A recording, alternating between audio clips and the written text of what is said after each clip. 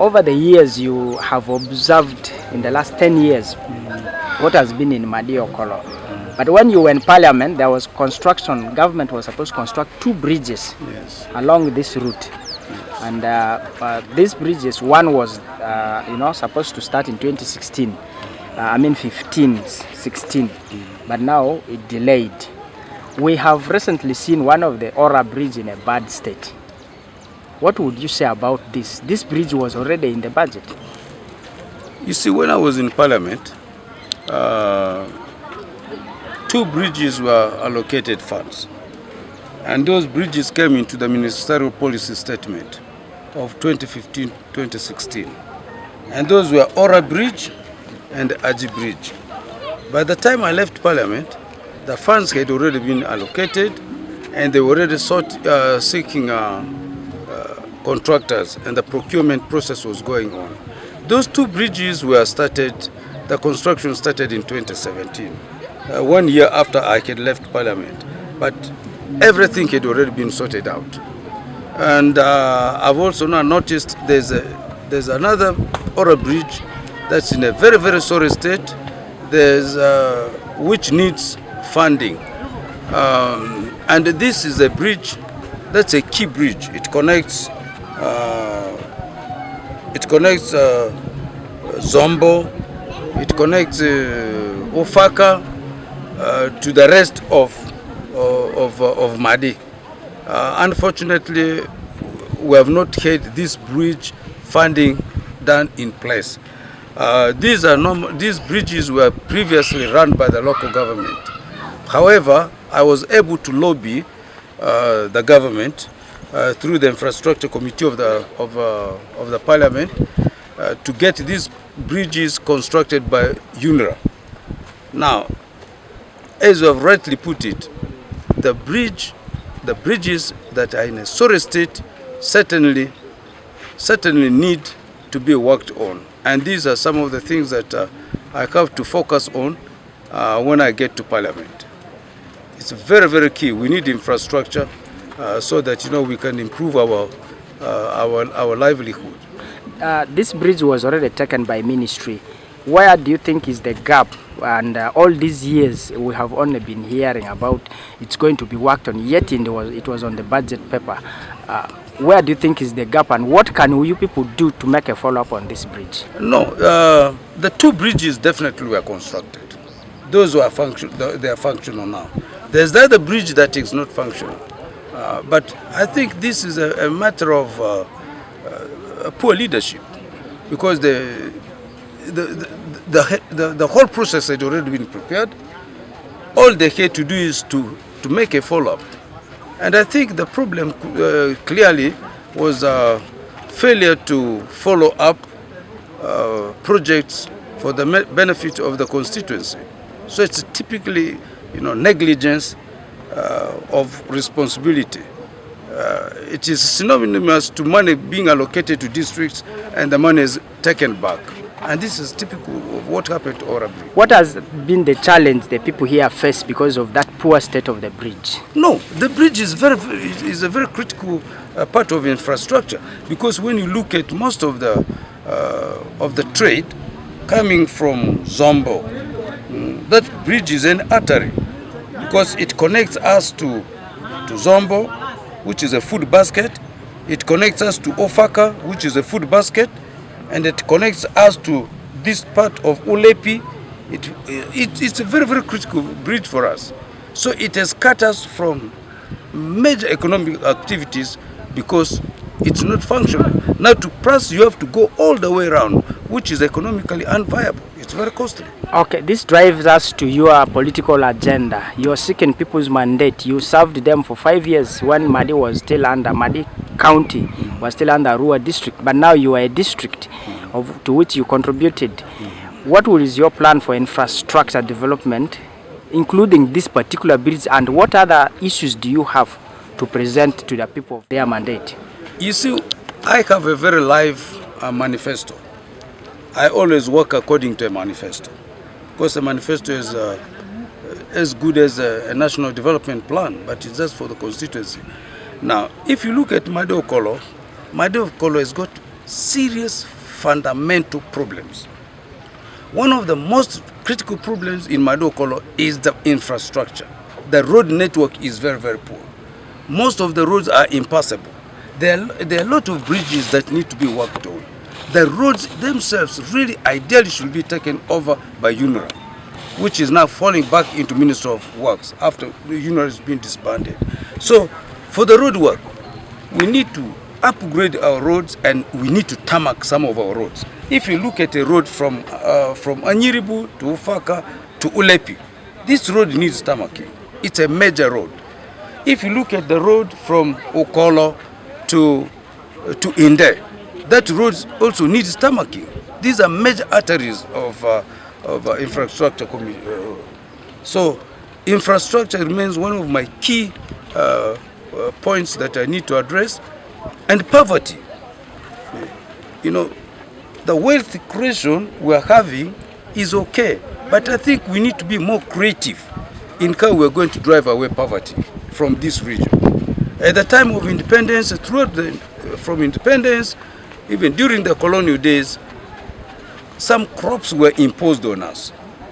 Crops like tobacco, crops like cotton, they were imposed on us, but they have not done us any good. To the contrary, actually, they have destroyed our soils. And the income we get from these crops, they are not worth talking about.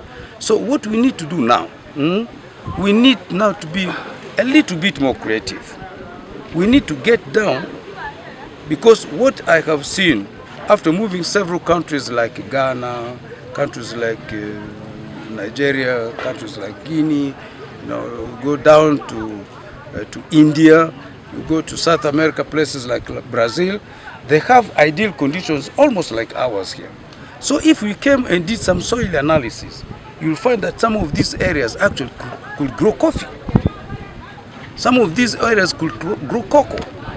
Some of these areas could actually advance on cashew nut production, because there had already been some feasibility done for cashew nut production in this area.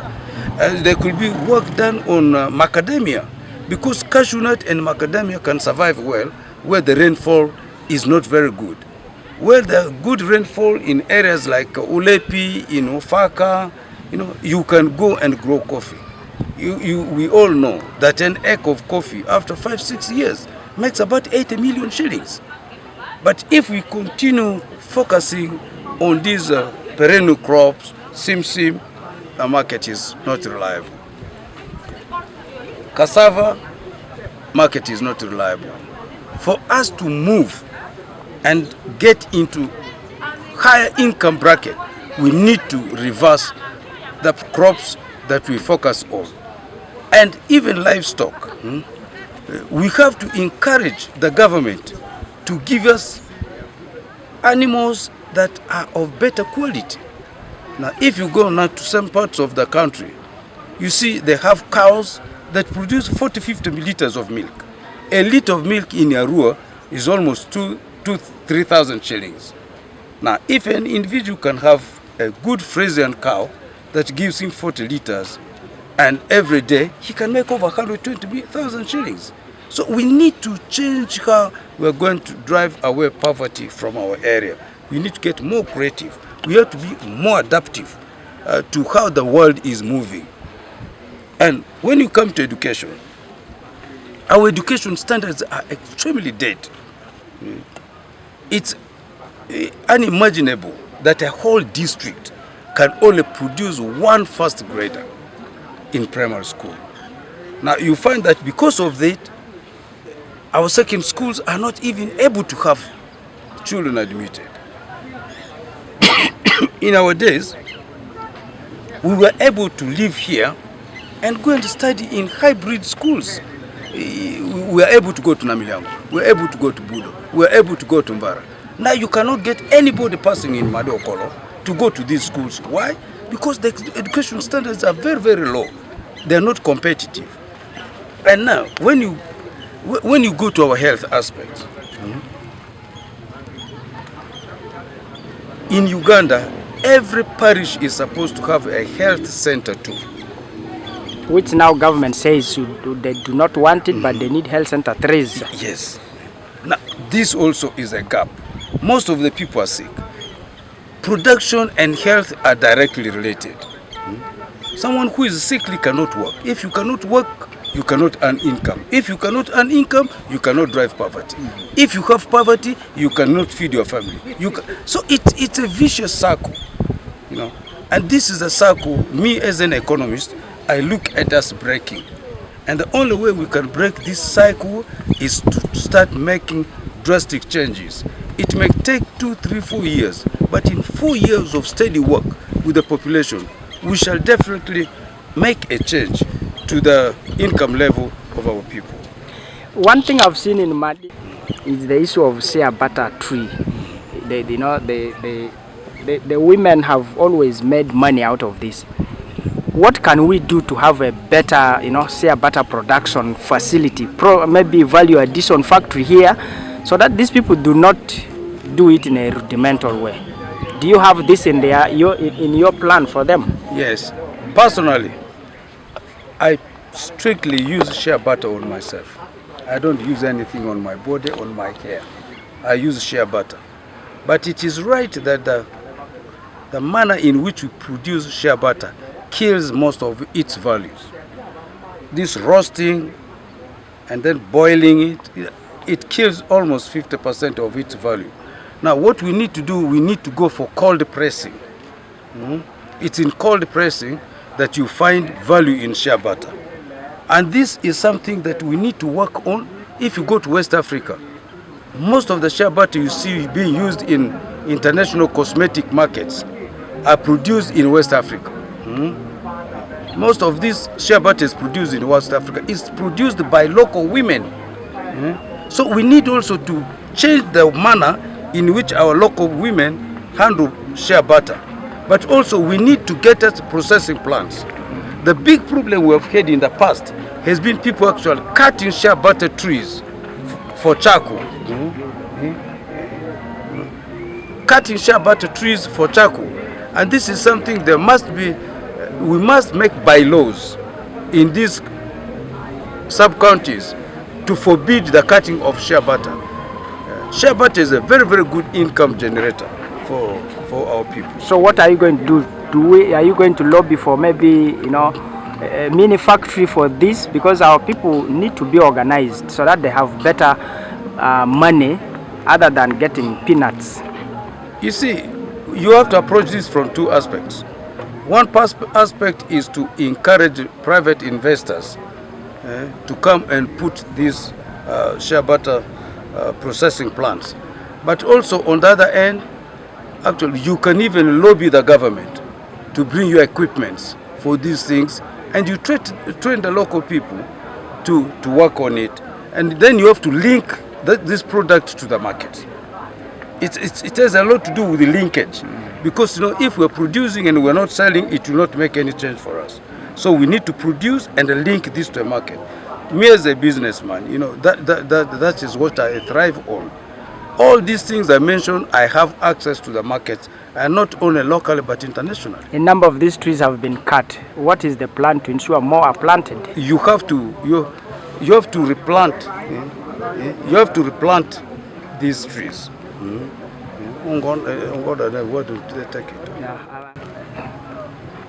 What other message do you have for your people? You're only left with a few days. First, let's ask about the issue of the joint campaigns. How was it?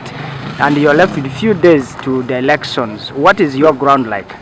No, the campaigns have been very interesting. They have been very exciting, and we have been very well received. Fortunately, I served my people for 5 years, but I left a very, very good background. I've got a good track. There are things I promised to them, and I delivered. So for me personally, I've not had much challenges. What I've been doing is actually to advance to them what new things that I want to do for them. And they have received it well because there's evidence that I've done these things. Among ourselves, the campaigns have been friendly. We did it as a family, NRM family. Of course, even with a brother, when you're playing football, sometimes you kick your legs. And that's a part of the game. But there's nothing that has been very, very drastic. Once in a while, in Alamba, for instance, we had a problem, but we controlled the situation. We were able to stand up to the indisciplined people. Fortunately, we left. Yesterday, we started good campaigns, but along the way, some supporters who were brought from other sub-counties, they started creating a bit of confusion. So it did not end up very nicely. That campaign had to be disrupted.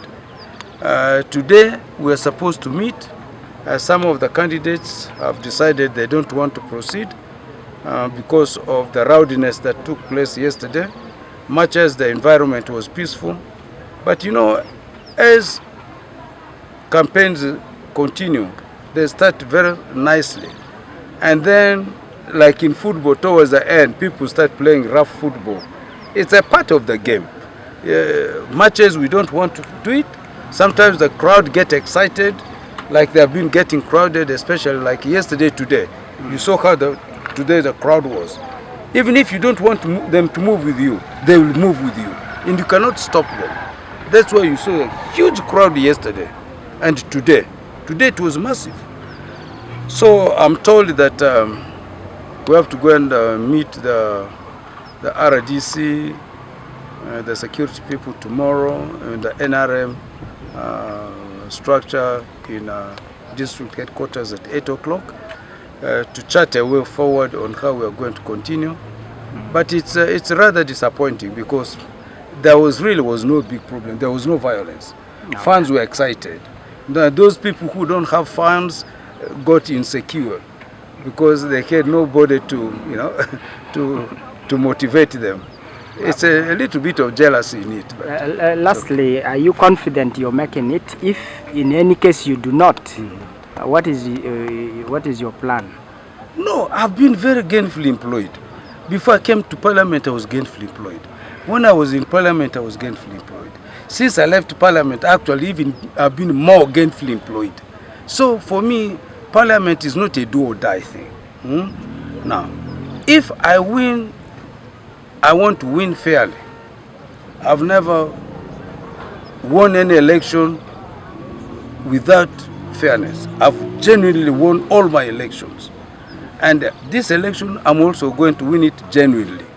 But if I don't win it, and if somebody wins it through foul play, we have, Uganda has a judicial system. Much as we don't want to go there, but if we see it is very obvious, of course we cannot sit down and see the rights of the people trampled on by somebody's dubious activities. But the way I see it, I think my people have realized what they lost over the last 10 years. We have had a representation that is completely undignified, a shameful representation. It's not right for someone leading a whole constituency to always be crowded by debt, is always in prison. You cannot represent your people. That's what His Excellency always says. The President always tells us, don't go into debt. That is the first thing when we meet the President, even in the previous Parliament, even this current Parliament. The first thing he will tell you, please don't go into debt. And because of this debt situation, most of them cannot even represent their people in Parliament. But I'm very hopeful. I have confidence in my people. My people trust me. They have confidence in me. And I'm reasonably certain that we shall win this election. Okay, thank you so much. You are most welcome. We wish you the best. Thank you very much. Sandigal Freddy is my name. This bridge is in Umbati village. I'm from Arara A/B village. This is my neighbor. So, what is the challenge of this bridge? The challenge here is the timbers were all broken, and now the bridge has already stayed has stayed for a long time, and it is in a wrong condition totally. Have you had people who have got an accident on this bridge? Not yet, but we are always catering for it. Have you raised this to the leaders, and what is their response? Yes, we have raised it. They have been helping, but at this time they have not yet. So since it has broken down. Tell us exact things that have broken down. Mention them on this bridge. It is only the parts of these timbers. It is the timbers, and the other part of these irons, and those I don't know how they call it. The metallic support, yes. Basement. Yes, those are the ones. So if this bridge is not worked on, how will it affect economic activity but also services? People here go to health center, school and churches, even business. It has affected so much actually. Road itself, actually it is a bit okay. Now the bridge is totally broken down now. What are you asking the leaders to do now? It's election period. They are running up and down. Give me votes. We are asking them, we are requesting them to help us. But on their side, since it is a primary election season, so they are normally targeting that, they are on that target. Whether I can pass or not in primary level. What are the economic activities associated here with the people here? Economic activities here, it is actually connecting us with the market.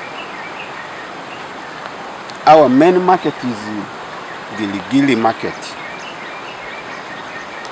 It is the Gilgili market.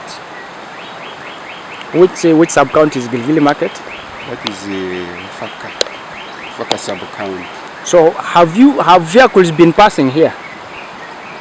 Vehicles has been passing, but during this time, let me say 2 months ago, so the heavy vehicle has been passing, and it has destroyed all the timbers. So have they stopped passing here, or they are still people who cross? Totally stopped. Even those in a campaign season, they are not now passing this way. They are not using this bridge. Is this a district road or national Minister of Works road? It is now district. District road. Yes. But you have elected leaders, the LC5, the MP comes from here. Have you people not raised this to them? What have they said? We have raised it. And actually, what they told us, this bridge has been taken, and the engineer has been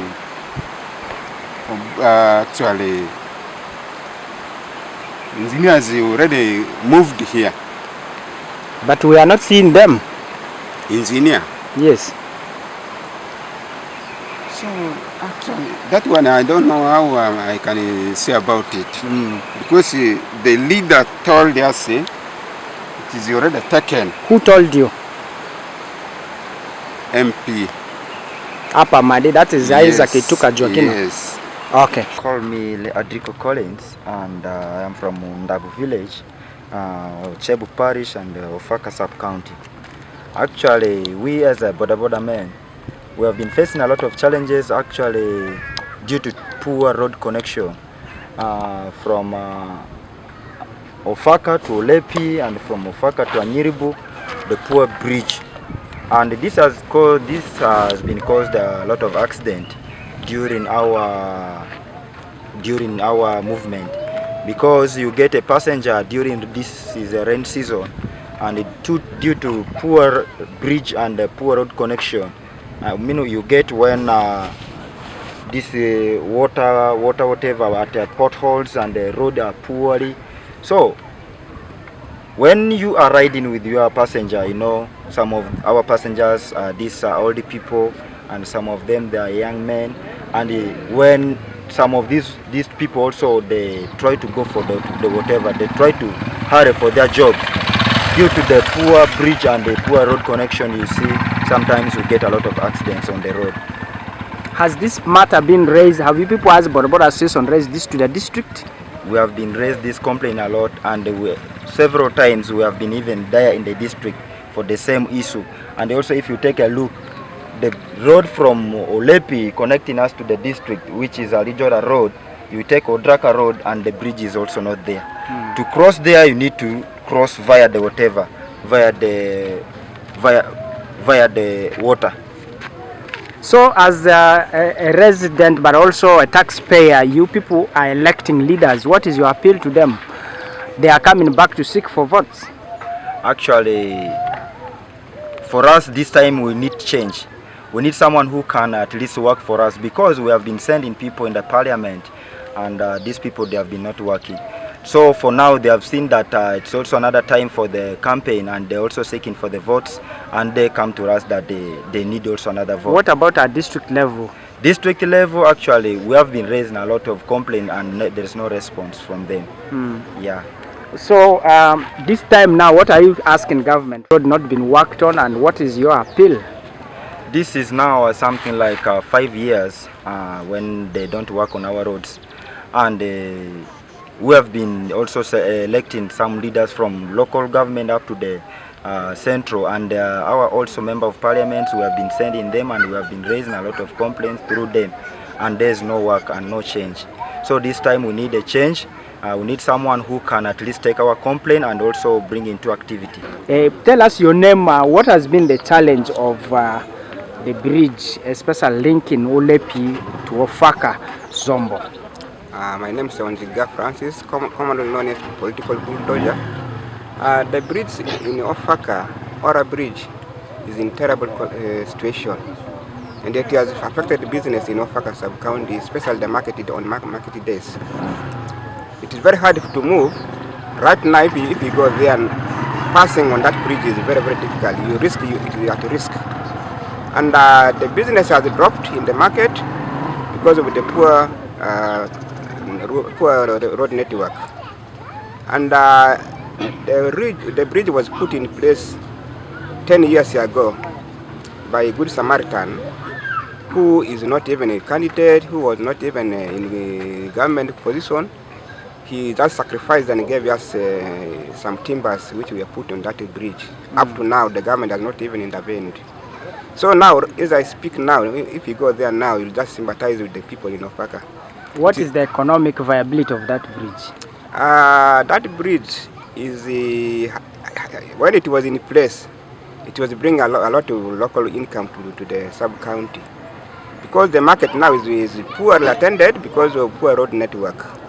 And the local revenue in Offaka sub-county has dropped badly because of the poor road network. How long has that road stayed without being worked on?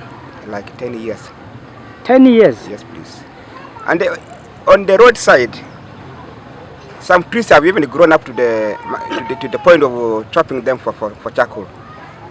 People have been grazing and on the roadside. That's in the road. The road has been used like a path. Who is responsible for that road? It's supposed to be the local government and the district. The Ullepi-Anyiribu, Offaka-Anyiribu road? Yes, the local government, district level local government.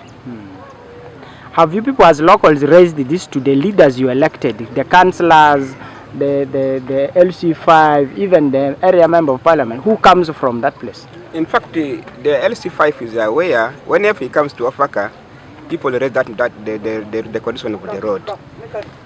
And right now he has even decided to avoid coming to Offaka. That's because of that poor road network. And the area member of parliament comes from there. And he is always using that road, that poor road. And his concern has not been on that road at all. and he sits in a committee, road committee in the district. I don't know why. It is like he's not performing. If he was performing, he would have even at least lobbied for some other intervention contractors. Recently, government was given 1 billion to every district, and they have to look at priority roads. Was this not Ullepi-Offaka-Anyiribu road a priority for the people here? In fact, according to what we had, I don't know whether it is true. They told us that that road has been taken over by UNIRA, because it has now been taken by UNIRA because the coverage has been increased from Ullepi-Offaka-Anyiribu, Ullepi-Offaka Power Road, at least to raise the kilometer coverage. So since then, UNIRA and the local government have never taken any step. In fact, the area of coverage Allow them pass. for Offaka is supposed to be at least split in some other sub-counties, because we only have one health center, that's Offaka Health Center 3. But the service today is very poor, because people come from a long distance, you come there, you go back empty without getting any medication. You are referred to clinics. What about the structures in the health facilities? The structure, the OPD, is built during the independence in 1992. Up to now, there's no any other structure for OPD. You can see the windows are like prisoners up there. Which health center is that? That is Offaka Health Center 3. How about Okollo Health Center 3? Okollo was supposed to be lifted to Offaka Health Center 4. But the challenge in Okollo, there's no, all the areas has been encroached by the neighbors. They encroached into the health center land. Now there's no way to put in new structures because the land has been encroached by locals. And the roof, as I'm speaking now, the roof of a maternity ward has been blown off by wind, and there's no step taken yet up to now. How is the health service delivered there? Very poorly. People come with a lot of complaint, and then they go back with complaint. My name is Ayes Ganajida. I'm in Ullepi here, and what I need for him, if he goes in Parliament, what to do for us? First of all, let him think about education. In Ullepi here, education is too low. Our children are suffering here. We have no good education. Secondly, we need the hospitals. As mothers, we are dying because of no hospitals. Here, hospitals we have no value. We need a lot of nurses there. We need a lot of medicals there. We are dying a lot in hospitals as women here. And if he goes there, let him think about us women. I heard there the women that are working on Charani, people that are taking them on Charani, working on those sarunis. Let him hire those people. Let him think about us. We are still there. We have no jobs. We have nothing there, and we have children to care for. That's what I want. Let him think about us. Particularly about women. What other things? In some places we see organized women in groups. Has this been done here, and how can leaders lobby from government? We see in other places organized groups are given money to grow. Here is there, but it's too low. Is there, most groups are there, but it's low. Now we need let him add other groups. Is there, but it's too low. Yes. What other issues do you demand from the leaders as a woman, especially in farming? But also the aspect of women here who do a lot of shea butter oil. Yes, the shea butter oil we are working there, but the rate of those people, those customers are low, and the price of it is too low, and that is the price where we are getting money. That is our job. Like here we planting simsim. If we reach on season for simsim, the price is going to be too low. No customers, no what. You find a kilo of simsim is on 2.5, and that is not good, because as women, if we have no customers, no market for simsim, nowhere we are getting money, children are suffering. Okay, any message for fellow women? We are told women make sometimes bad decisions in elections. I beg your pardon? Any message to fellow women? We are told when they were campaigning, the youths were saying it is women who spoil votes, who elect leaders who don't represent us. No, as women, we vote good leaders, because you cannot vote a bad leader. We need a leader who will promote our places, who will do good things to our places. At the other side, because Ullepi connects to Ofaka, there's a terrible bridge there. Are you aware of this bridge, and what is your appeal to government? Let them think about that bridge, because if it rains, we suffer a lot passing there. You find mud, stagnant water to pass would be so hard for us. If he goes there, let the government think about that bridge, because we are suffering a lot. If rain is heavy like that, if children are passing going to school, it's so hard for them to go where? To school. Yes. Have you ever accessed market in Ofaka, and what other challenges? Maybe accident along this road? Yes, because that road is not tarmac. If you are going there in the rainy season, it's be hard for you to walk there, because that mud, stagnant water will disturb. But if it's a well organized road, you can go, you come back earlier, because the way that road is, to pass there is so hard for us. How does it affect business for women like you who go to markets? Like if you start the journey in the morning, if you find stagnant water there, to go in the market area to get the area customers will be so hard for a woman to go in the market.